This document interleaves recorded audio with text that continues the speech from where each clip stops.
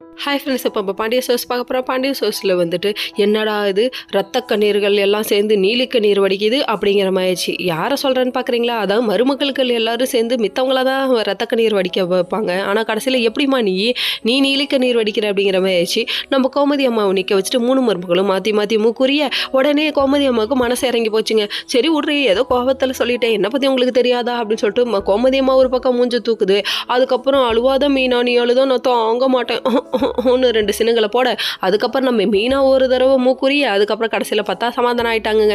ஒரு வழியாக சண்டை சமாதானம் ஆயிடுச்சா, 3 பேரும் வாங்க கட்டிப்பிடிங்க, ஹக் பண்ணுங்க, இதுக்கப்புறம் சண்டையே போட்டுக்கூடாது சரியா அப்படிங்கிற மாதிரி ஆயிடுச்சுங்க. இது எப்படி இருக்குது தெரியுமா? அதாவது விடுங்க, இதுக்கு சொல்லிக்கிட்டு சிங்கம் படத்தில் வர மாதிரி இருக்குது. சரி, இது ஒரு பக்கம் இருக்க. இன்னொரு பக்கம் நம்ம ராஜு இருக்காங்களே, ஃபோன் பண்ணி கதிருக்கு எங்கே இருக்க, எப்படி இருக்க, சாப்பிட்டியா, எப்படி போகிற அப்படின்னு சொல்லி கேட்டுருக்காங்க. இவ்வளோ அக்கறை இருக்க கூடயே போக வேண்டியதானே, என்ன பண்ணுறது, சொல்கிறத கேட்கவே மாட்டேங்கிறானே, அடங்காதவனை கல்யாணம் பண்ணியிருக்கேனேங்கிற மாதிரி இருக்கு இவங்களுக்கு ஒரு மைண்ட் வாய்ஸ். அங்கே நம்ம கதிர் ஒரு பக்கம் வந்துட்டு என்ன யோசிக்கிற அப்படின்னு சொல்லிட்டு அடங்காத அசுரனா அப்படின்னு சொல்லிட்டு பாட்டு போட்டு விட்டாரு. போதும் போதும் சாங்குக்கு போகாதீங்க, உட்காருங்க, பேத்தெடுத்தாலும் பேத்தா சாங்கு குறையில அப்படிங்கிற மாதிரி ஆயிடுச்சு. அதுக்கப்புறம் என்னடா அது அடி வாங்கினதை பற்றி பேசுகிறாளே அப்படின்னு சொல்லிட்டு ஃபோனை கட் பண்ணிட்டாங்க. சரின்னு சொல்லிட்டு அவங்களும் தூங்க கிளம்பிட்டாங்க. இன்னொரு பக்கம் வந்துட்டு நம்ம தங்கமயில் வேண்டாத தெய்வம் இல்லை, வணங்காத தெய்வம் இல்லை, கும்போட போன தெய்வம், குறுக்க வந்த கதையாக என் வாழ்க்கையில் ஆயிடக்கூடாது கடவுளே அப்படின்னு சொல்லிட்டு வேண்டு வேண்டுறாங்க.